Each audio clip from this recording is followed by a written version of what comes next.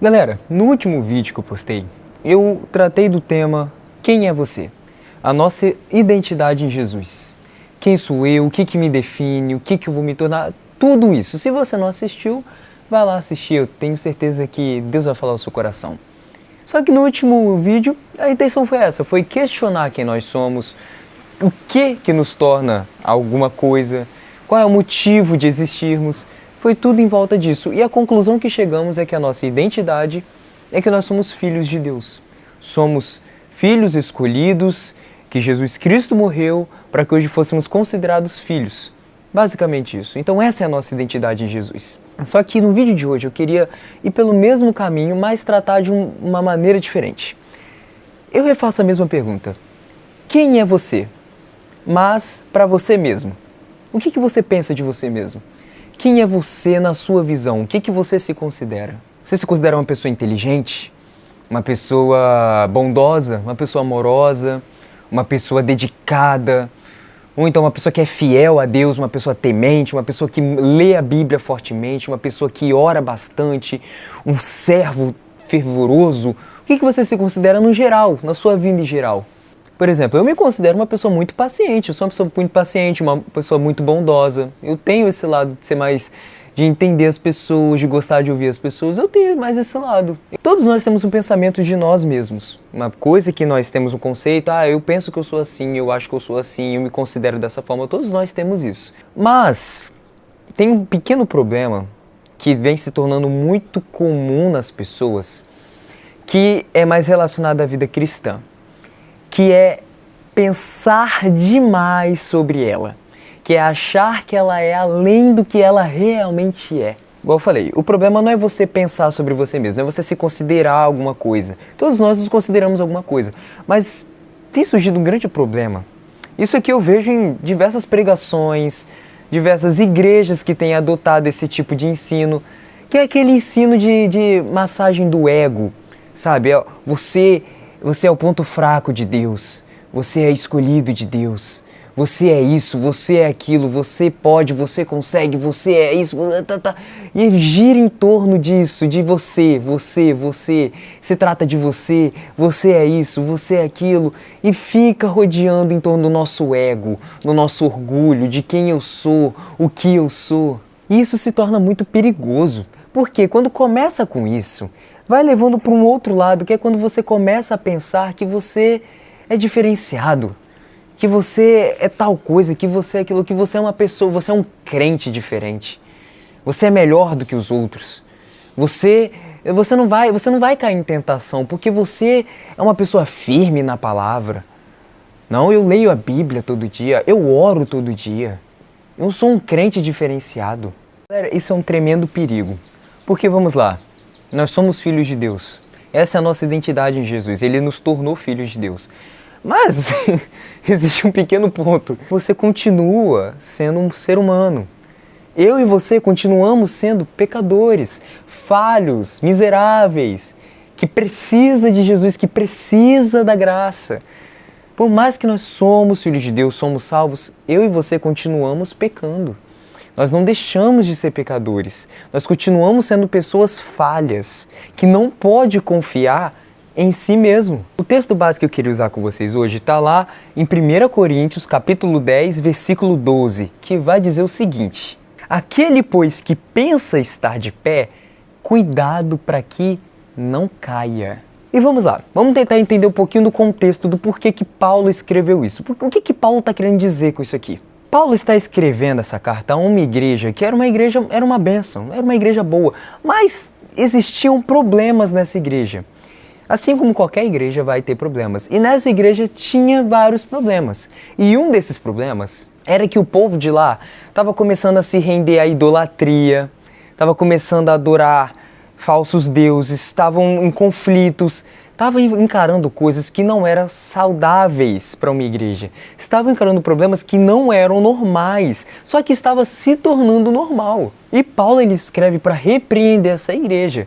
Por quê? Porque muitos membros dessa igreja estavam com um pensamento muito egocêntrico, achando que eles eram crentes, achando que eles eram tal, e aquilo outro, e que jamais iriam pecar, jamais iriam cair em tentação, que estavam fazendo o correto.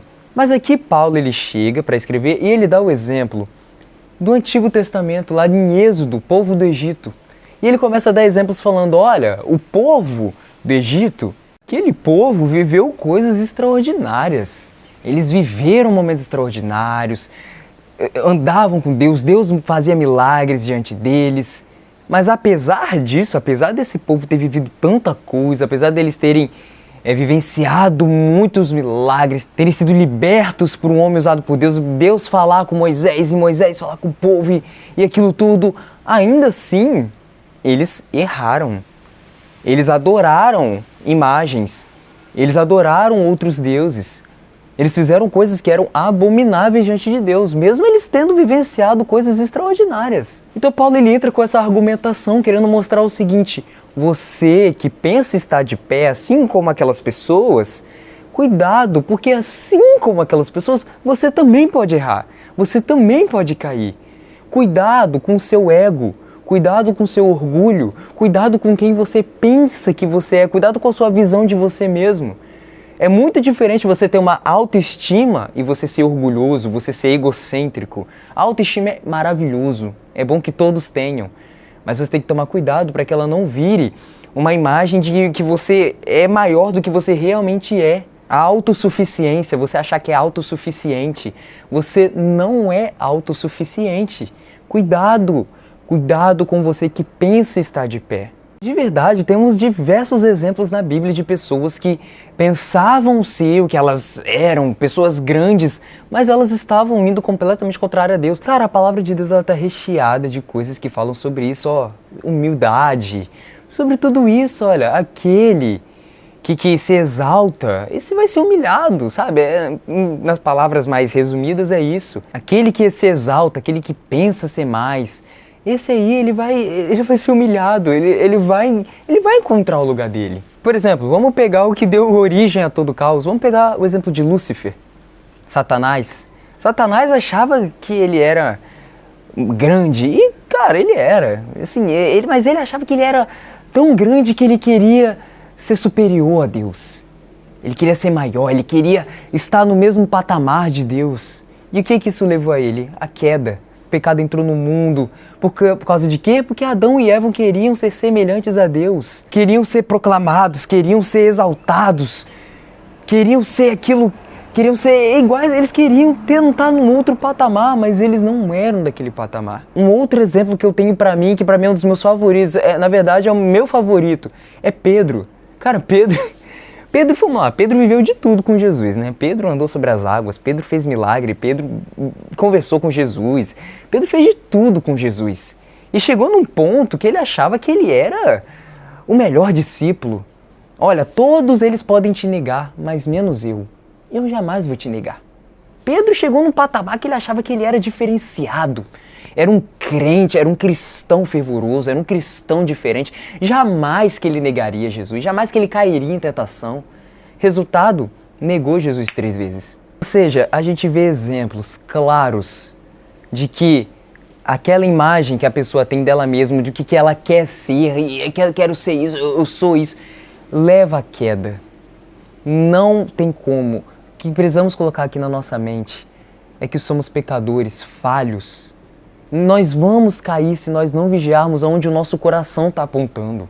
Tome cuidado para que não caia. Aquele que pensa estar de pé, aquele que pensa ser um crente diferenciado, ser um crente fervoroso, cuidado. Você não é um crente diferenciado, você não é melhor do que qualquer outro. Alguns meses atrás saiu a notícia de um pastor que, se eu não me engano, cometeu adultério. E todo mundo chocado, meu Deus, o pastor, e aquilo, outro, aquilo. Só que, gente, ele continuava sendo um ser humano. Ele continuava sendo uma pessoa falha, um pecador. E é isso que a gente precisa entender. Cara, não importa se é um pastor, ele continua sendo humano. Não importa se é fulano, ele continua sendo humano. Não importa se é você, você continua sendo pecador. A nossa natureza é caída. Eu e você, qualquer vacilo, nós vamos cair. Qualquer brecha, nós vamos cair.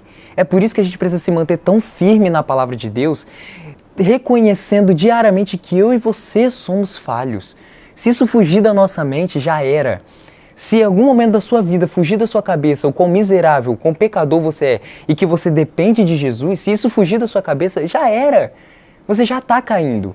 E uma hora você vai cair por completo. Eu e você não somos autossuficientes. Vendo grandes homens da Bíblia, homens que, assim, homens que eu falo, poxa, eles tinham, vamos colocar, eles tinham tudo para se exaltar, vamos colocar, né? Pô, caras que foram usados de uma forma maravilhosa, pregaram o evangelho, fizeram milagres, homens que a gente olha para a Bíblia e a gente fala, caraca, esse cara aqui, ele foi, pô, brabo demais. E qual era a conclusão que ele chegava dele mesmo? Eu sou um pecador, eu sou um miserável, eu não sou digno do Senhor. Vamos pegar Paulo, o cara que escreveu 1 Coríntios, que o nosso texto base. Qual foi a conclusão que ele chegou? Eu sou o pior dos pecadores. Paulo, isso Paulo falando. Irmão, se Paulo é o pior dos pecadores, quem sou eu? Vocês entendem isso? O cara, assim, o maior pregador do cristianismo, ele se considera o pior dos pecadores.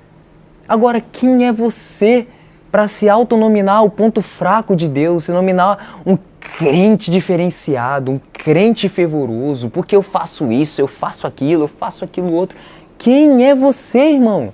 Quem sou eu para fazer isso?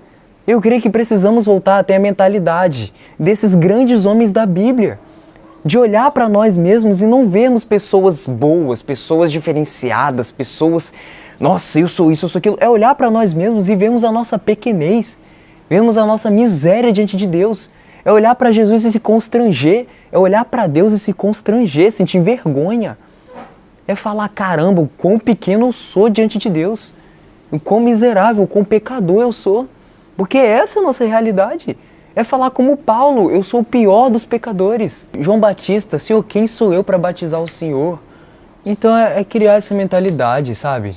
Poxa, esses homens foram martirizados pelo Evangelho, sofreram pelo Evangelho. E eles não queriam uma autopromoção, eles não queriam ser exaltados. Não, o papel principal deles era exaltar Jesus, exaltar o feito de Jesus. Sabe por quê? Porque eles compreenderam que eles eram falhos, pecadores, pequenos. Homens que necessitavam e que necessitam da graça. O que te torna diferente? O que faz você diferente? Enquanto você lê a Bíblia? Enquanto você ora? Se você dá o dízimo? Saiba que diante de Deus isso não vai valer de nada. Porque tem uma passagem na Bíblia que vai dizer, Senhor, mas eu profetizei em seu nome, eu fiz isso, eu fiz aquilo. Sabe o que Jesus vai falar para você? Quem é você?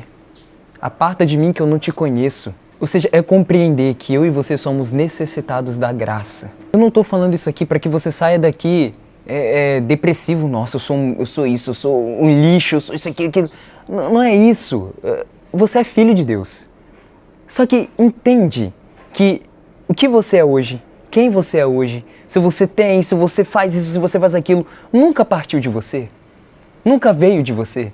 Nunca veio da sua autossuficiência. Nunca veio do seu esforço. Sempre veio de Jesus. Sempre veio de Deus. Não se trata sobre a gente, se trata sobre Ele. É sobre Jesus, é sobre Deus. Eu lembro que quando eu me converti, cara, eu lembro que o questionamento que eu fazia, e logo depois de descobrir o meu ministério de pastoreio, eu lembro que eu ficava me questionando, por que eu? Por que eu? O que eu fiz? Por que ele me escolheu? Por que eu? Logo eu? Esse era o meu maior questionamento. E eu dou graças a Deus por me questionar dessa forma. Porque aqui vai entrar um ponto interessante que é o que eu quero que nós entendamos. É que é tudo sobre Jesus. Se trata sobre Ele, se trata sobre a graça, o amor dEle. Não é se eu e você somos suficientes, não é se eu e você somos capazes. É que Jesus, Ele é capaz. Não é eu e você que é autossuficiente, porque Ele é suficiente. Você entende que eu e você fomos os causadores? Você entende que é por nossa causa que o pecado existe? Eu e você somos pecadores culpados, merecedores do inferno, merecedores do sofrimento. E nem eu e nem você temos força suficiente, a capacidade de se salvar. Eu não consigo me salvar a hora que eu quero, nem você. Você pode tentar. Eu e você não temos poder para isso. porque eu e você não somos autossuficientes, mas aqui entra o papel de Jesus, porque Ele é suficiente, Ele veio, Ele se entregou, Ele morreu. E por causa de Jesus, hoje nós somos filhos de Deus, que foi a devocional passada a conclusão que a gente chegou. Então você que se considera ser um crente fervoroso, cuidado. Tenha aqui na sua mente e no seu coração humildade, reconhecendo quem você de fato é perto de Deus. O que o Evangelho quer te mostrar é que você é sim importante. Deus realmente te ama, senão Ele não teria entregado o Filho dele por você. Mas isso não é por mérito seu. Não é porque você fez algo para merecer esse amor. É por causa que Ele é gracioso, Ele é bondoso. Então sim, você é filho de Deus e nada pode mudar isso. Nada. Nem principados, nem potestades, nem dificuldades, nem fulano, nem ciclano, nada pode mudar isso. Nem você é filho, porque foi Cristo que te deu esse título. E se Cristo te deu isso, ninguém pode alterar. Mas, por mais que você seja filho, precisamos entender que nós não somos os melhores do mundo. A gente é filho, glória a Deus por isso. Agora eu vou continuar me mantendo firme na palavra, vou continuar lendo a Bíblia todo dia, vou continuar sim, orando todo dia, mas não com tom de soberba, nossa, eu oro, eu leio a Bíblia. Não, eu vou continuar lendo, orando, entregando o dízimo. Por quê? Porque eu estou entendendo que aquilo ali é algo que eu preciso para me manter firme. A gente precisa se manter firme em Deus, firme na palavra de Deus. Se a gente deixar, se a gente relaxar, a gente vai cair no pecado. Então a gente precisa entender isso. Permanecer firme na palavra, permanecer firme em Deus, lendo a Bíblia, orando, jejuando, sendo crentes fervorosos. Mas a gente tem que trazer para nós mesmos que apesar de nós fazermos isso, apesar de nos considerarmos crentes verdadeiros, a gente tem que se considerar crente verdadeiro. Por mais que nós somos crentes verdadeiros, por mais que a gente lê a Bíblia, por mais que nós somos verdadeiramente filhos de Deus, temos que permanecer firme e tomar cuidado com o pecado. Porque a gente pode pecar, a gente pode cair, independente de quem você é. Se você é líder, se você é pastor, se você é evangelista, se você... tudo.